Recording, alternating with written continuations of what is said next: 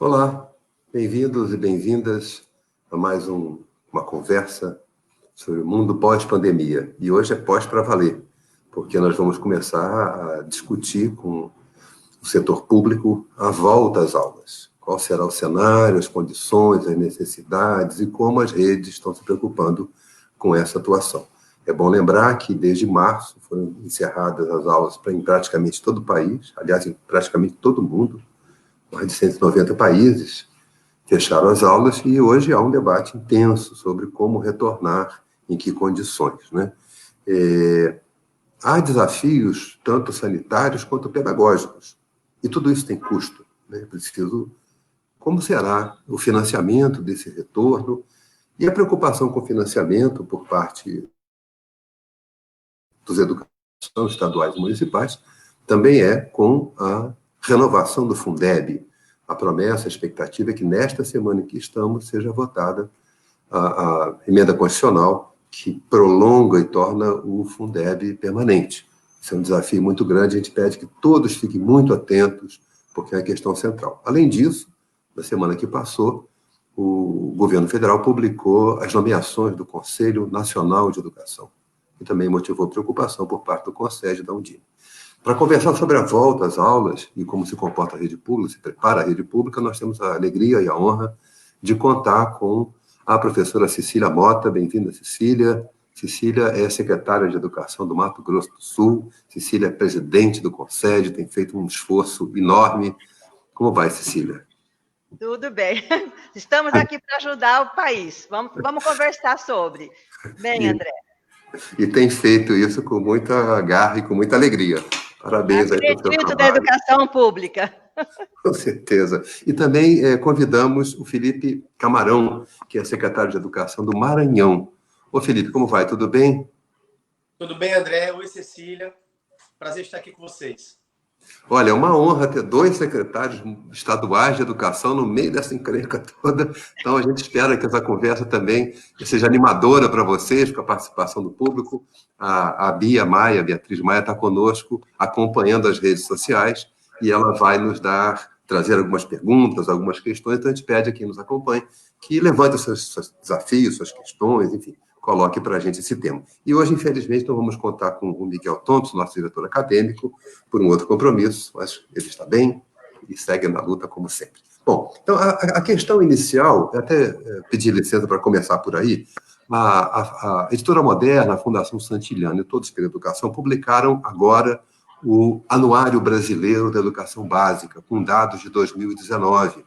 E é um material muito rico, porque ele organiza as informações sobre a educação brasileira em torno das metas do PNE, esse herói esquecido nos últimos anos, né? O PNE o Plano Nacional de Educação é uma referência para todos nós, ele foi fruto de um grande embate e de grandes decisões também, importante sublinhar, né? O consenso que o Congresso Nacional construiu em torno do plano, e o plano caminha para o seu encerramento em 2024 e há muitos elementos a fazer. Agora, o anuário, que está para download gratuito, ele é um pouco um retrato da diversidade da educação brasileira, da sua riqueza, dos seus sucessos e também dos seus desafios. Então, a partir dessa diversidade, eu queria conversar com vocês, saber como vocês estão planejando a volta, quer dizer, quais são os critérios, os indicadores que devem ser utilizados para programar a volta à escola. Então, queria convidar, por favor, o Felipe. Felipe, comenta um pouco como é que vocês estão vendo os critérios e...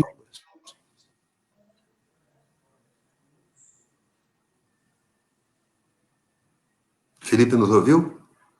Não, André, eu não ouvi a tua última colocação, André. Só a última frase. Eu gostaria que você nos comentasse conosco quais são os critérios e indicadores que vocês estão considerando para planejar a volta às aulas.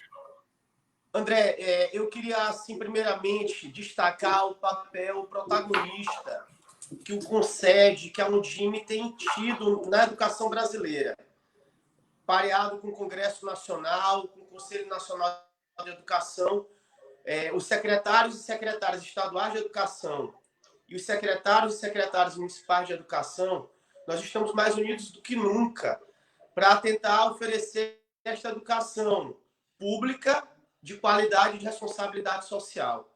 Isso a partir de um vácuo, a partir da inexistência de uma articulação nacional, do Sistema Nacional de Educação, de um comando alinhado e dialógico no Ministério da Educação, até porque bem pouco tempo nem ministro nós tínhamos, passamos praticamente 1 ano e meio sem ministro da Educação, e agora estamos na expectativa do novo ministro que vai tomar posse, ou já tomou posse.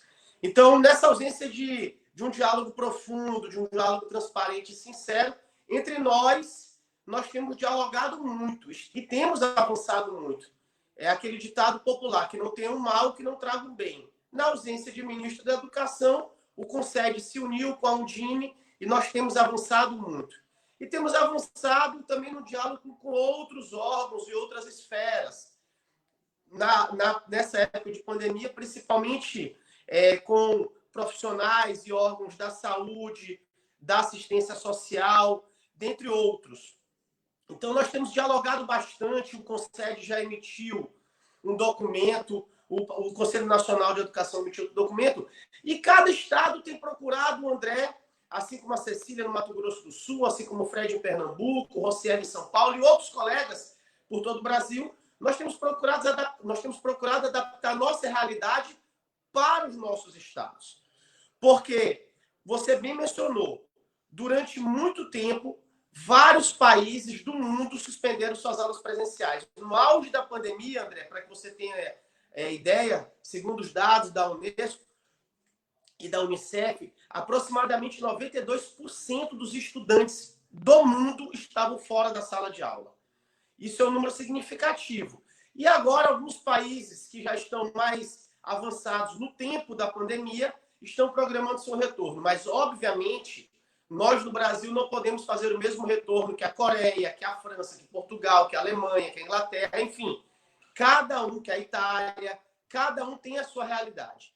E quando a gente vem para dentro do Brasil, nós também temos as nossas particularidades, as nossas regionalidades.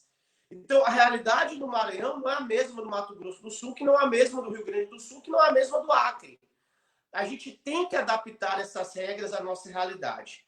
Mas, de maneira geral, os secretários e secretárias de educação de...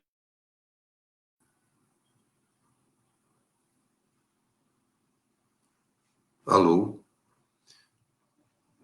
Perdemos a conexão do Felipe. Alô? Alô? Perdemos a conexão do Felipe. Ah, voltou, Felipe. Voltou, Felipe. Tá bom, obrigado, Felipe. Mas você falava de maneira geral... De maneira geral, André, de maneira geral, os secretários e secretárias de educação de todo o Brasil estão seguindo alguns parâmetros comuns. Parâmetros estabelecidos pela ciência. Então, nós estamos verificando o índice de contaminação, como a pandemia tem se comportado em cada estado. Isso não é apenas no número de mortes ou no número de pessoas confirmadas com a infecção, mas também o estrangulamento da rede, tanto nas portas de entrada, nos pronto atendimentos, nas UBS, nas unidades de entrada de saúde, como também nos leitos de UTI e de retaguarda, que são índices importantes que devem ser levados em consideração para que a gente considere se a pandemia está na crescente, no platô ou na decrescente. Então, de maneira geral, nós temos observado isso e percebemos que o retorno às aulas ele será diferenciado no território brasileiro. Alguns estados e algumas cidades poderão retornar um pouco antes do que outras, em razão do próprio comportamento de uma pandemia viral, que é um comportamento ainda diferenciado para a Covid-19, porque mesmo a ciência não sabe ainda como ela se comporta no tratamento. Então, André, observando esses índices de contaminação ou de estabilidade da pandemia, os estados estão programando esse retorno às aulas. E agora vejam só, eu usei a palavra programar e vou usar outra, planejar. Porque mais importante, André, do que nós estabelecermos com precisão a data de retorno às aulas, é importante a gente mencionar, frisar que a educação não se faz de improviso. Todos nós, gestores da educação, temos a obrigação de planejar o retorno às aulas. para que quando as autoridades sanitárias digam que isso será possível, a gente faça um retorno adequado. E isso, os estados todos estão mais ou menos no mesmo patamar, com planejamento feito e basicamente com a seguinte diretriz, André. Basicamente com a seguinte diretriz que a presidente Cecília pode, inclusive, mencionar mais do que eu, porque conhece a realidade de todos os outros colegas. Retorno às aulas gradual e sequencial. Isto é, um retorno que não vai fazer todo mundo voltar para a sala de aula ao mesmo tempo. Essa é uma premissa. Porque as nossas redes envolvem não apenas os nossos estudantes, mas nossos profissionais da educação, pais, mães responsáveis. E as redes públicas, obviamente, lideram as demais redes. As redes estaduais lideram as municipais e lideram também as particulares. Colocar todo mundo de volta na sala de aula ao mesmo tempo iria gerar, além de tudo, uma movimentação em massa de pessoas no transporte público, por exemplo, no transporte coletivo. Então, isso tudo é muito sopesado. Em segundo lugar, além desse retorno gradual e sequencial, todos os estados e todos os municípios estão falando de um sistema híbrido de ensino nesse primeiro momento, André. Levando em consideração a flexibilização que foi trazida pela MP 934, já convertida em lei, que flexibilizou a carga horária. E a gente não precisa mais usar os 200 dias letivos, mas sim 800 horas. E faremos isso com o uso das tecnologias educacionais que nós já estamos. Os estados já estão usando em grande medida nesse período da pandemia. Então, estamos falando de estudantes que estarão em sala de aula presencialmente devagar e outros que estarão em casa. Um sistema híbrido que pode ser, inclusive, síncrono ou assíncrono, vai depender de cada estado, mas com material estruturado, impresso também para aqueles que não têm acesso à internet. Muitos de nós, inclusive o Maranhão, estamos utilizando videoaulas na TV, audioaulas, na rádio, para poder contemplar esses que não têm acesso à internet. A volta às aulas melhorará este aspecto, que, inclusive, André, foi uma das coisas que nós debatemos muito no Concede. Manter esse ensino remoto servia principalmente para manter o elo, para manter esse vínculo do estudante com a escola. Nós consideramos isso muito importante. Outro ponto comum de todos os estados, André, é uso de EPIs e distanciamento. Então, uso de máscaras, álcool em gel, sabão, distanciamento mínimo entre estudantes, preservação de quem faz parte do grupo de risco. Mais um ponto importante que eu menciono, um acolhimento. Todos nós estamos pensando na forma de acolher esses estudantes, esses profissionais da educação quando do retorno às aulas. Porque nós temos a dimensão que nós não somos robôs. Todos os secretários e secretárias sabem disso. Nós iremos preparar um grande acolhimento no retorno às aulas para os nossos gestores, para os nossos professores, servidores, funcionários e especialmente para os estudantes. Uma preparação psicológica, socioemocional, porque se ninguém tiver com a cabeça boa, ninguém vai aprender nada. E nós sabemos, André, que nós não estamos saindo de férias, nós não estamos saindo de recesso. Estamos saindo de um grande problema, de uma grande pandemia. Então, faremos um grande acolhimento. Praticamente todas as redes farão também uma avaliação diagnóstica dos seus estudantes, já que, afinal de contas, passamos tanto tempo sem essas aulas presenciais. E temos grupos de estudantes que tiveram acesso às aulas remotas e grupo de estudantes que não tiveram acesso às aulas remotas. Então, isso servirá para um planejamento pedagógico também das nossas redes, para que a gente possa fazer uma recuperação de conteúdo, que é outra premissa que todos os estados têm tido, que é recuperar o conteúdo tanto para aqueles que não tiveram acesso, mas também para aqueles que tiveram acesso às atividades remotas. Uma outra premissa, André, já caminhando para o fim dessa minha primeira intervenção, eu posso até falar em duas. A primeira, todos nós temos essa dimensão. Ninguém vai perder o ano letivo, André.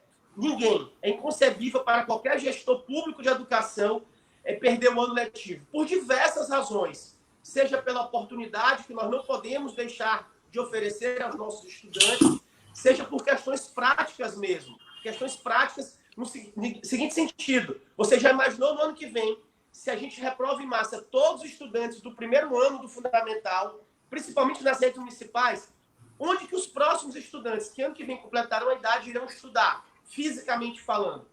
Então, é preciso a gente garantir o fluxo escolar, e isso perpassa pela mudança do sistema de avaliação nesses próximos 2 anos, no conceito de ciclo de aprendizagem para garantia do fluxo escolar e recuperação de conteúdo. E essa premissa vem com outra, que é que ninguém fica para trás, André. Um grande programa de busca ativa pelos estudantes, todos nós estamos fazendo, iremos intensificar, para que aquele estudante, principalmente aquele que não teve acesso às aulas remotas, voltem para a escola e saiba que ele pode continuar estudando e pode concluir o seu ano letivo. Para finalizar, André, eu queria te dizer o seguinte, você mencionou na sua fala, com muita propriedade, que nós temos desafios sanitários, desafios pedagógicos, e eu acrescento um terceiro desafio, o desafio operacional e burocrático, porque nós temos questões, por exemplo, nesse retorno às aulas, com relação ao transporte escolar, alimentação escolar.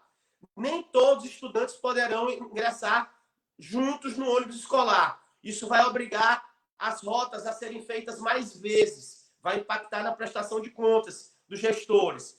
A alimentação escolar, nós iremos oferecer apenas para aqueles estudantes que estão na escola, nós não podemos fazer isso. Temos que também continuar oferecendo para aqueles que no sistema híbrido continuarão em casa estudando, que não for o dia deles irem para a escola no sistema de rodízio. Então, são questões e protocolos que precisam ser estabelecidos por todas as redes, protocolos pedagógicos, protocolos sanitários e também protocolos operacionais. Precisam da interlocução e da ação de outros órgãos, como o Ministério Público Federal, Estadual, Ministério Público de Contas, Tribunal de Contas, CGU, as corregedorias estaduais e controladorias estaduais e municipais, enfim, uma série de órgãos que têm que agir em conjunto. E, claro, também os órgãos da saúde e da assistência social. Aqui no Maranhão, por exemplo, de forma específica, nós iremos constituir comissões de saúde em cada unidade escolar para nos ajudarem nesse retorno às aulas, para monitorarem as regras, para ser um elo, para fazer uma ligação e limpar o terreno com a comunidade escolar, conversar com pais, com responsáveis, com os estudantes, para que a gente possa disseminar a informação correta e verdadeira, limpar as fake news e voltar a esta normalidade da maneira mais segura e mais correta possível.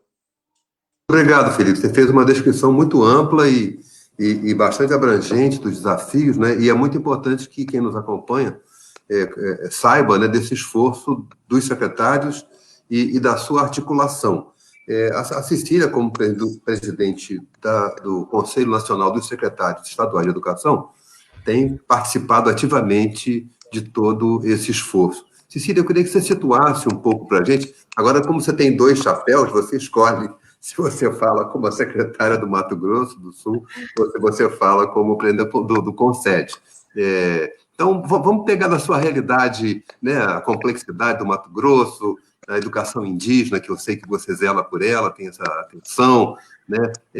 Como você avalia o seu estado? Vamos começar pelo que está perto de você. Como você avalia, e nessa linha que o Felipe levantou, como você vê a sequência possível? Eu sei que cobrar prazos hoje é injusto, e por isso acho que não é correto com os secretários tentar estabelecer um prazo fixo, porque, como o Felipe disse, a gente sabe ainda muito pouco de como se comporta essa pandemia. Eu acredito que a gente não pode cobrar prazo mesmo, quando nós não podemos, mas o como nós podemos discutir sim. Nós não planejamos a pandemia no nosso orçamento do ano passado, no nosso planejamento no começo do ano, ninguém planejou nada, mas nós podemos planejar o nosso retorno. Como que o Felipe já falou tudo dos protocolos, eu só quero acrescentar desse protocolo da biossegurança, do cognitivo e da aprendizagem, que ele já falou da avaliação, e da questão socioemocional e da normatização, ele fez um apanhado geral que cada estado vai se organizar junto com seus municípios, porque a escola estadual está dentro do município. Na questão indígena, nós temos N questões. Eu tenho aldeias aqui que não param um dia de aula.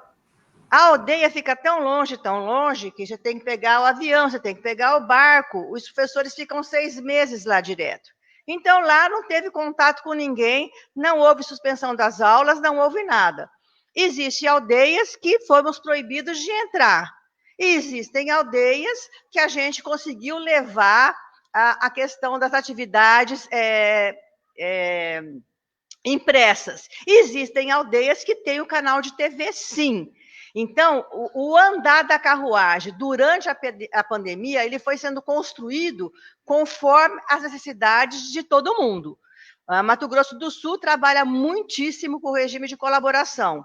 Em tudo que nós fizemos para o Estado, os municípios estão recebendo.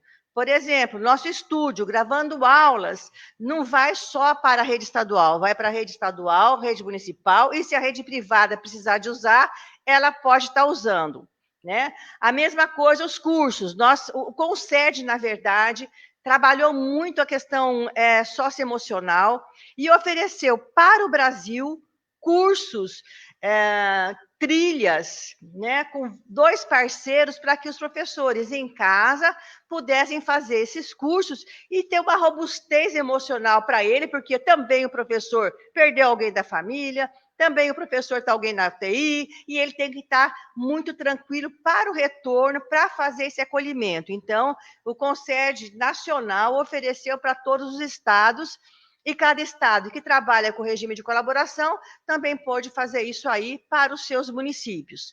Ferramentas, cursos com ferramentas para como usar o Google Classroom, a Microsoft, o Meet e etc. e tal. Também nós disponibilizamos os cursos. O primeiro curso no Mato Grosso do Sul tiveram 28 mil professores fazendo, eu só tenho 19 mil professores, isso quer dizer que a rede privada, a rede municipal fez, e nós repetimos. Então, durante a pandemia, nós estamos mudando o jeito de fazer educação.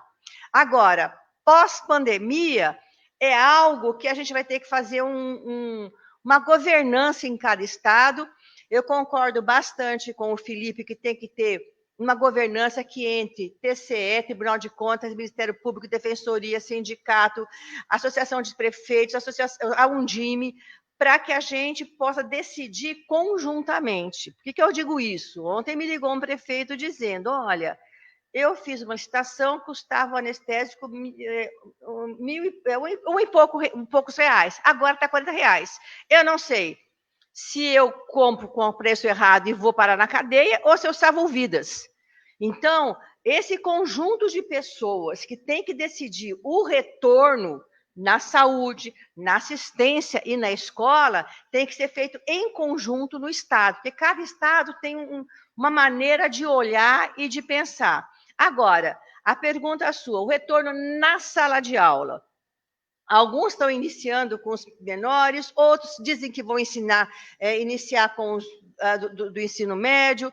Mato Grosso do Sul, que você perguntou, no nosso protocolo entregue ao governador, nós vamos iniciar segunda, quarta e sexta, por exemplo, do sexto A, os números pares, terça e quinta, os números ímpares, na outra semana, segunda, quarta e sexta, números ímpares, terça e quinta, números pares. Isso quer dizer o quê? Que eu demoro 15 dias para dar uma semana de atividade para o meu aluno. A outra semana, necessariamente, terá que ser híbrida, quer dizer, o aluno vai ter que levar algo para além.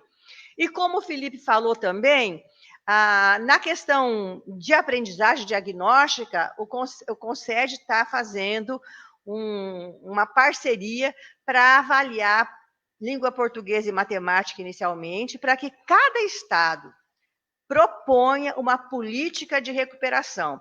Você começou falando aqui na sua fala, André, sobre diversidade. E realmente não é só na pandemia que a diversidade aparece.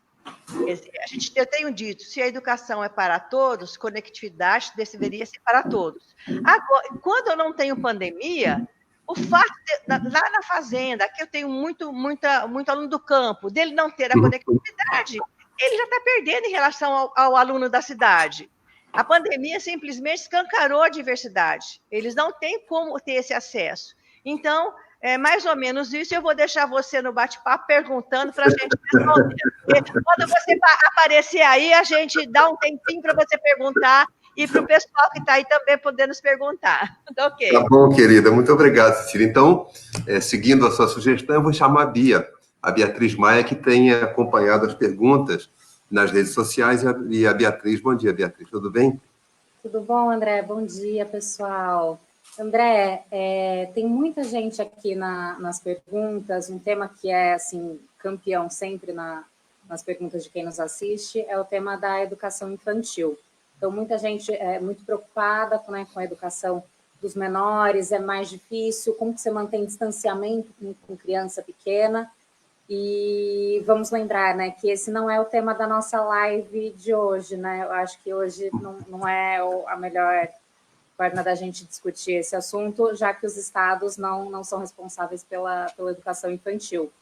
Mas fica aí a dica para nós voltarmos com esse tema. Fizemos, né, uma live sobre educação infantil, eu vou deixar nos comentários para o pessoal consultar, faz um tempinho, mas eu acho que tem algumas questões que ainda se mantêm muito importantes. Então, eu vou sair um pouco dessa questão um pouco mais prática, e eu vou trazer uma pergunta que me tocou assim, muito pessoalmente.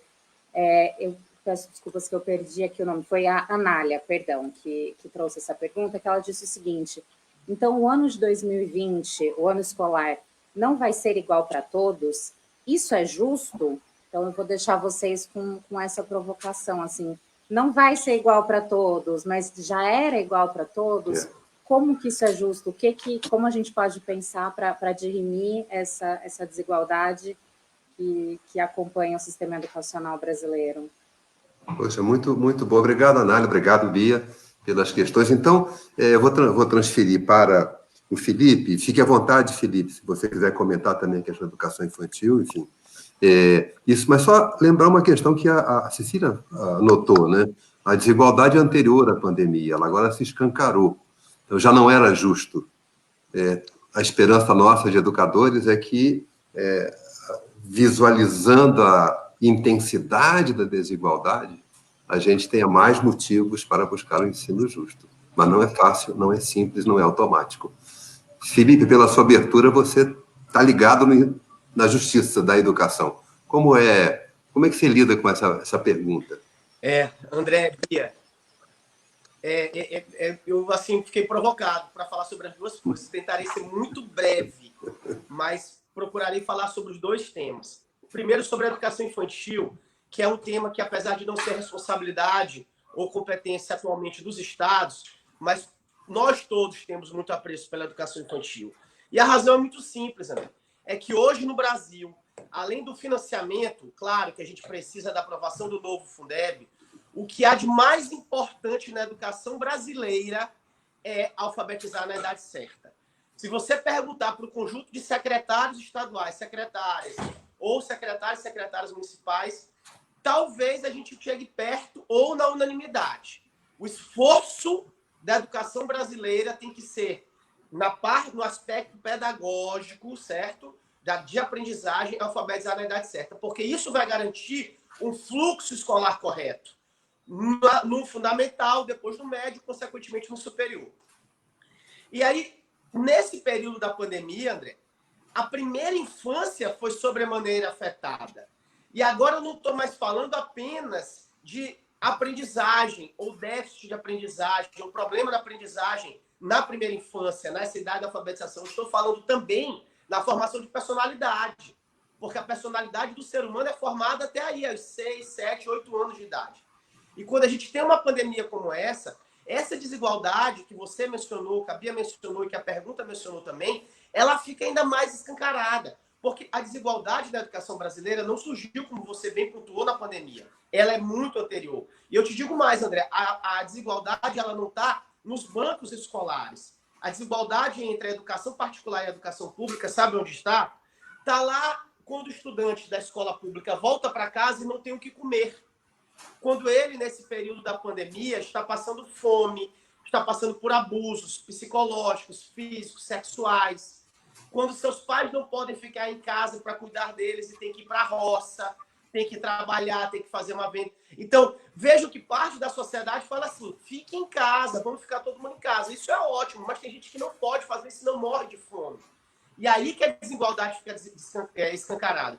Quando a gente está no período da chamada normalidade, o estudante da escola pública sofre com o transporte para voltar para sua casa E para quem é de estado pobre, como é o meu caso, da Cecília, e os estados do Norte, do Nordeste, ou que é da periferia das grandes cidades, sabe, André, que quando a gente fala do conceito de ensino remoto, nós não estamos falando apenas de distância física, nós estamos falando de um distanciamento social, daquele estudante que não tem internet para poder assistir às aulas. E aí isso fica mais evidente ainda na educação infantil. Assim, dando pistas, os nossos estudos aqui no estado do Maranhão mostraram, as evidências internacionais mostraram que é mais adequado voltar com os estudantes mais maduros, porque tem mais facilidade de seguir protocolos. Então, os países que voltaram primeiro com o ensino superior, com a educação com o superior e o ensino médio, tiveram melhor sucesso, tiveram mais sucesso do que aqueles que voltaram com os pequenininhos, principalmente na idade da creche, na idade pré-escolar, porque nós temos muitas secreções, temos chupeta, temos fraldas, então, naquela fase da creche, principalmente.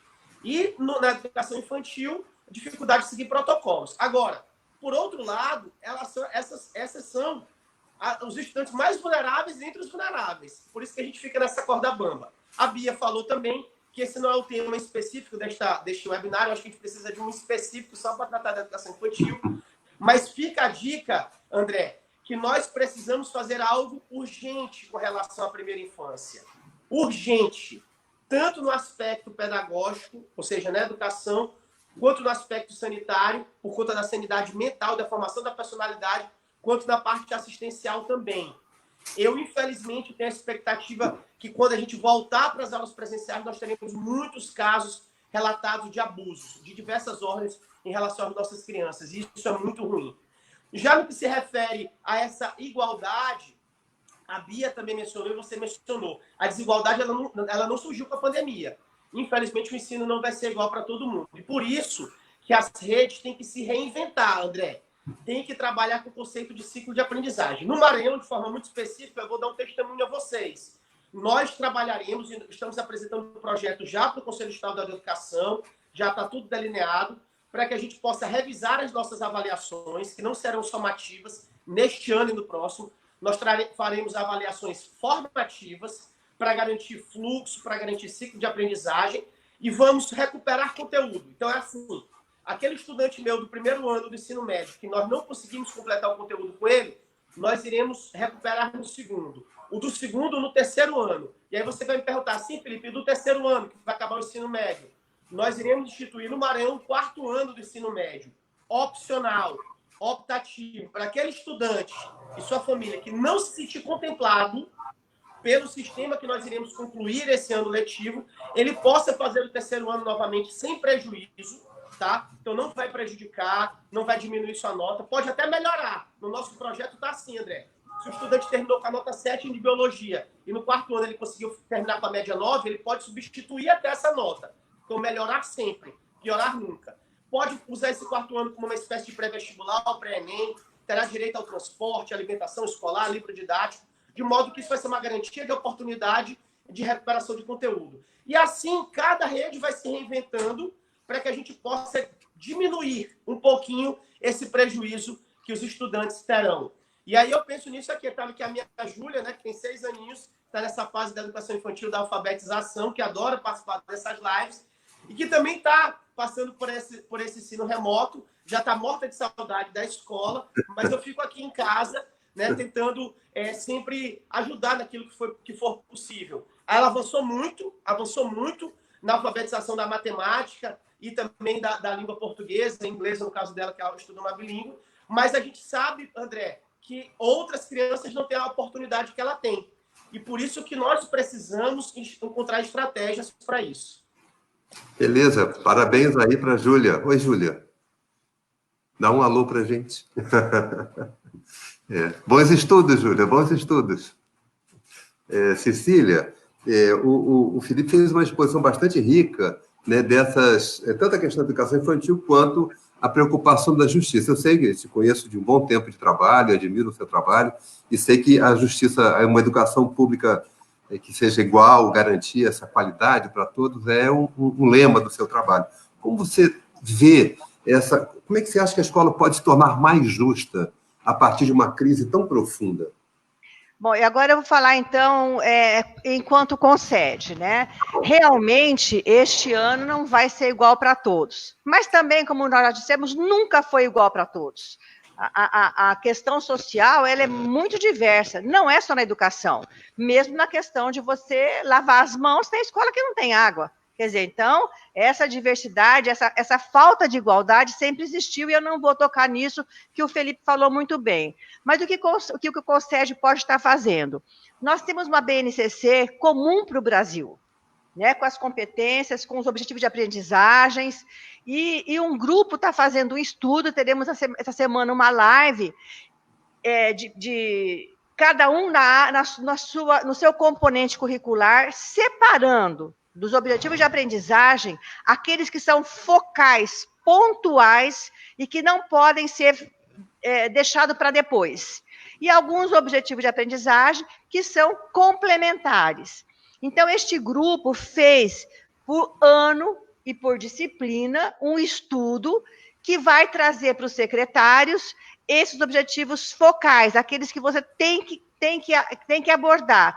E os objetivos de aprendizagem complementares poderão ser distribuídos em 2021 e 2022. Dizer que nós vamos fazer o currículo todo esse ano não é verdade. A gente tem que ter muita clareza de que não é verdade.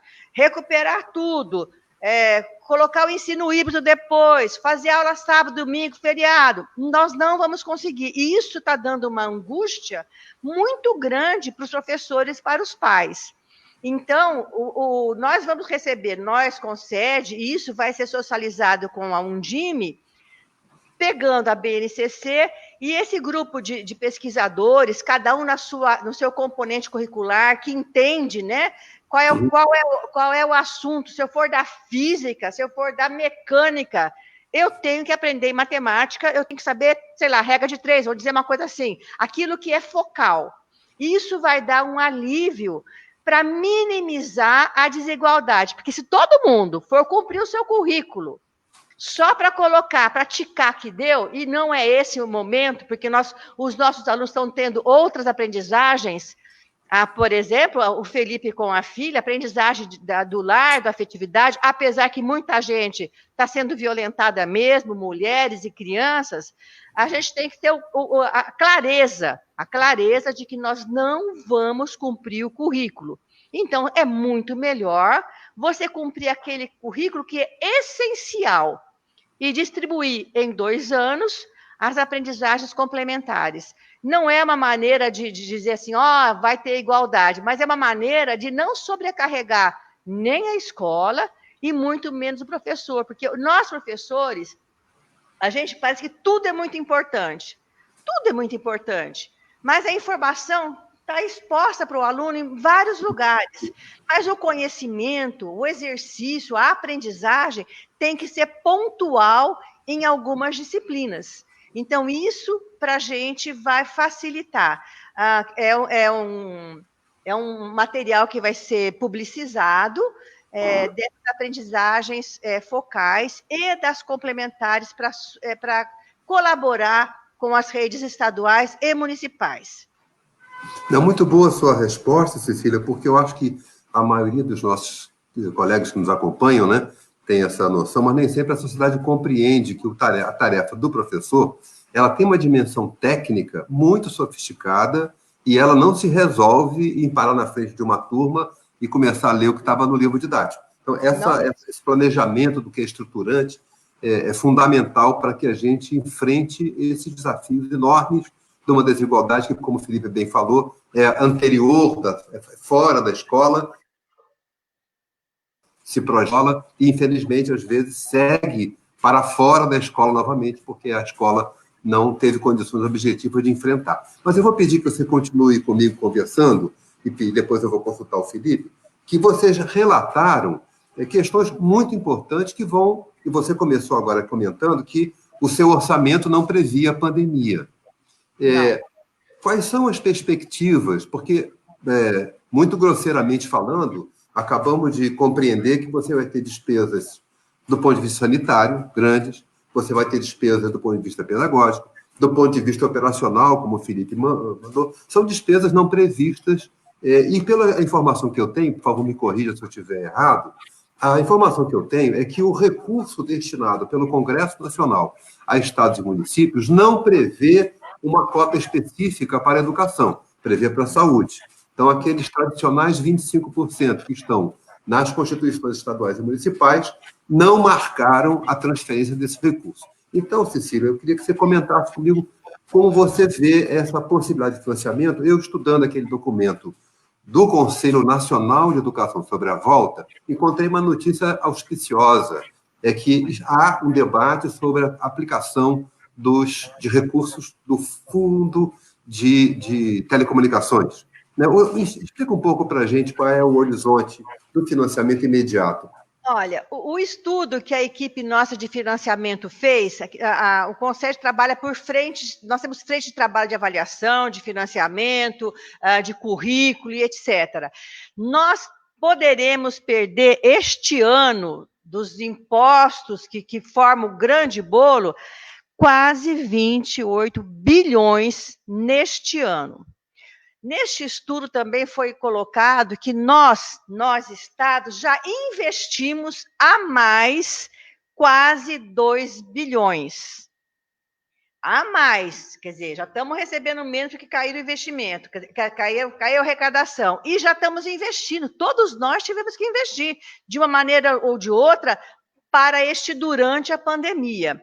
E o nosso grupo, André, está fazendo um trabalho que eu acredito que semana que vem vai estar pronto, aí com números mesmo, vai estimar o quanto será necessário de aporte financeiro do governo federal para a gente retomar as aulas pós-pandemia.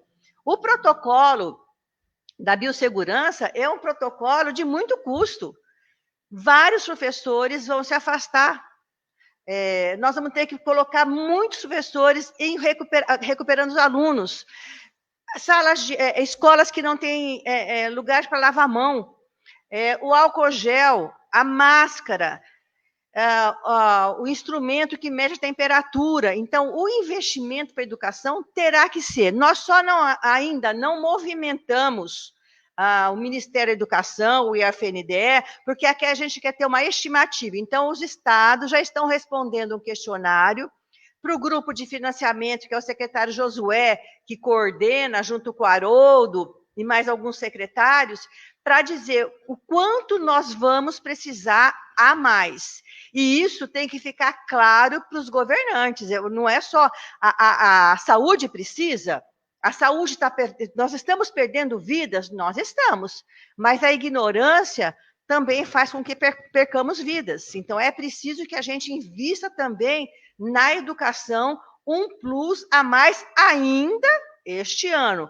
Além da briga nossa para a semana que vem, para o Fundeb ser aprovado, porque é a política. Desde 70 que eu dou aula, faz muito tempo. Melhor política de financiamento para a educação brasileira, pública, foi o Fundef no começo e agora o Fundeb. E nós não podemos deixar de mobilizar os parlamentares para que ele seja aprovado, senão nós vamos perder o time. Então, nós temos que cuidar da saúde? Nós temos, mas não podemos perder de vista as questões educacionais. O Fundeb é uma que nós precisamos de brigar para a semana que vem, que acho que vai a semana que vem para o plenário, para ser aprovado, e depois disso, nos mobilizarmos para ver o aporte financeiro que o governo federal terá que dar para cada estado e para cada município, para que a gente tenha minimamente condições de acolher os estudantes com segurança, porque senão, o que a gente vai fazer? Botar as crianças dentro da escola sem segurança nenhuma? Isso é inadmissível. Então, o CONSED e a Undime têm um trabalho árduo a ser feito nas próximas 2 semanas. Parabéns, guerreira. Vamos lá. Eu queria ouvir, por favor, do Felipe, como é que você vê a questão do investimento aí no Maranhão, né, essa demanda adicional que a Cecília nos colocou, e aproveitar também a sua perspectiva do Fundeb. Mas eu queria fazer uma pergunta também, Felipe, bem simples. Como é que a população pode ajudar o debate do Fundeb?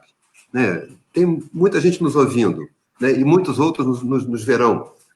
deixe uma dica. O que a gente pode fazer? Porque sem Fundeb não haverá educação pública no Brasil. Isso aí nós já sabemos. Verdade. André, só para ilustrar, assim, na prática, o que a Cecília falou. Cada rede está tendo que comprar muitos aparelhos. Objetivamente, vou falar do exemplo do Maranhão.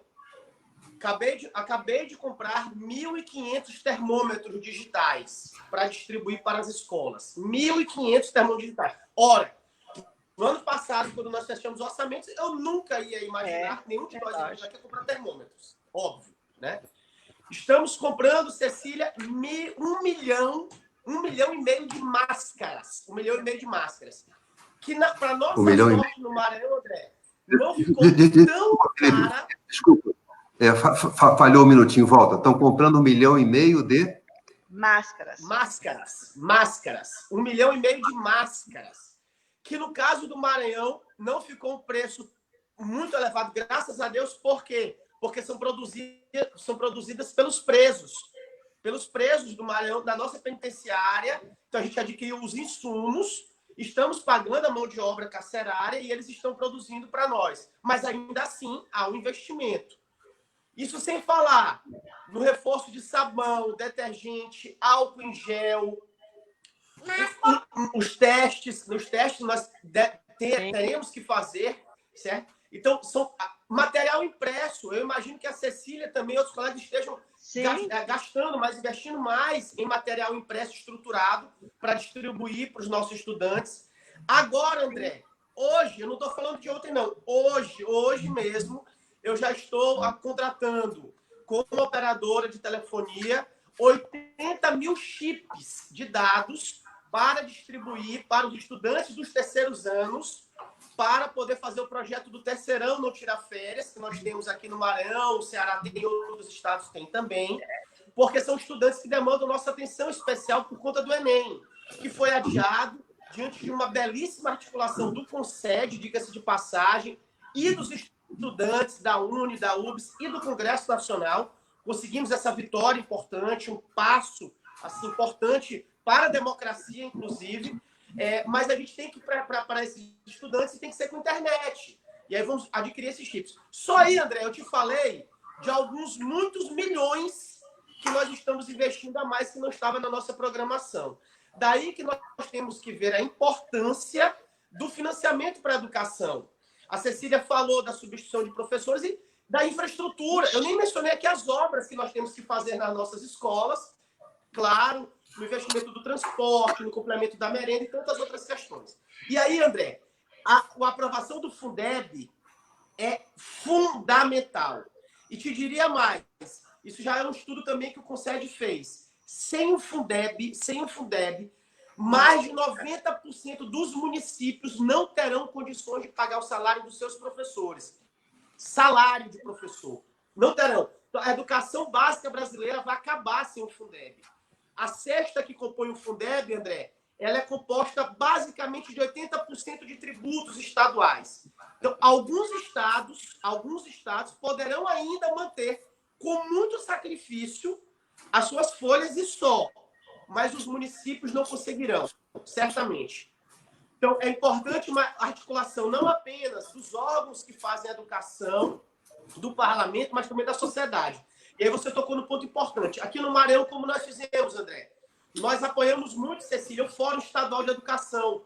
Sim. O Fórum Estadual de Educação, que foi muito relegado nacionalmente, né? O Fórum Nacional, mas no Estado. Sim. Nós apoiamos muito isso. Nós também. Nós, antes da pandemia, tivemos reuniões presenciais em todas as regiões do Maranhão e fizemos uma ampla carta já direcionada para todos os 513 deputados e 81 senadores e senadoras do Brasil.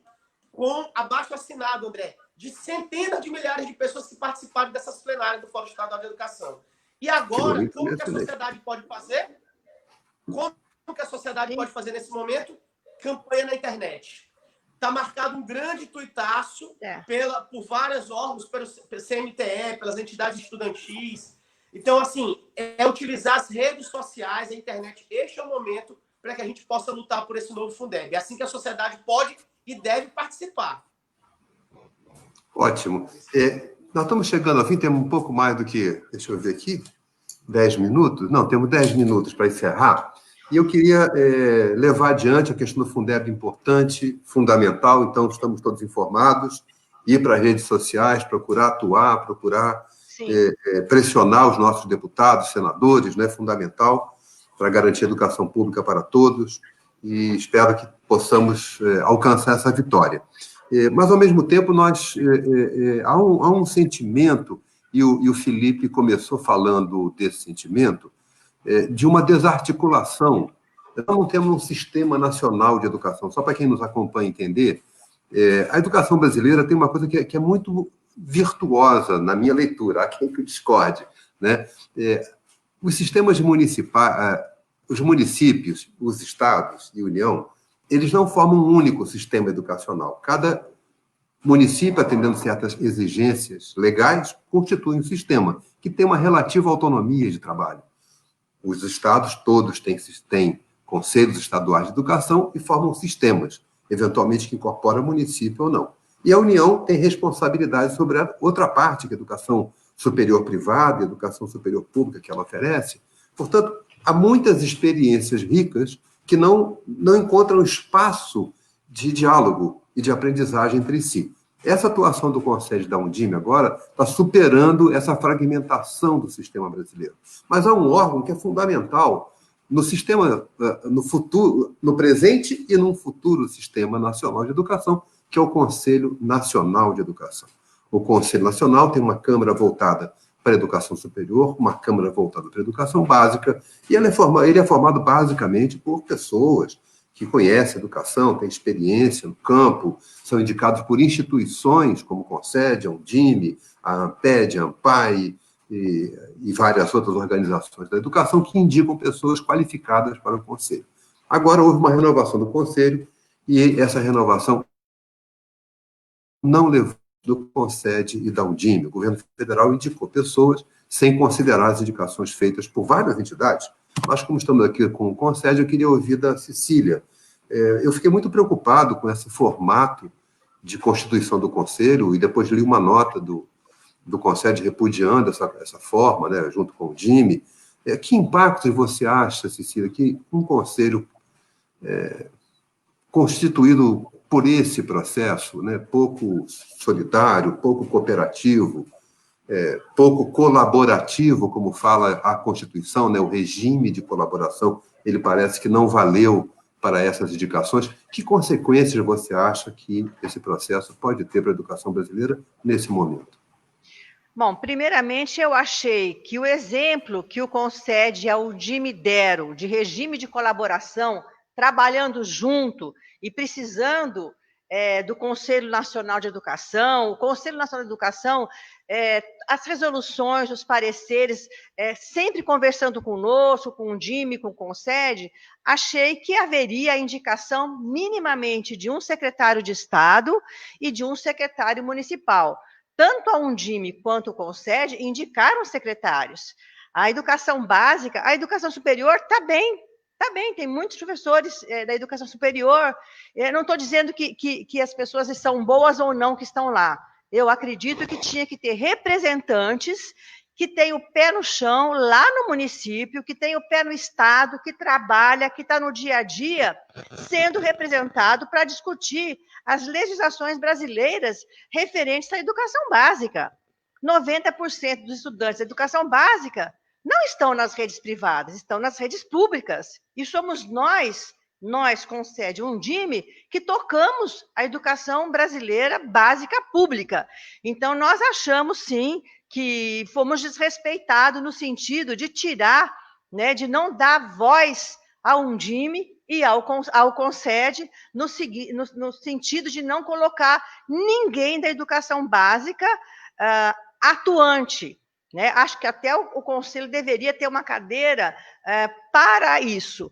Os conselhos, por exemplo, o Conselho Estadual de Educação de Mato Grosso do Sul, tem alguém da educação infantil, alguém da educação especial, alguém da educação profissional, a gente procura alguém do sindicato, alguém do ensino superior, a gente procura no conselho ter pessoas que entendam e que estão com o pé no chão naquele espaço.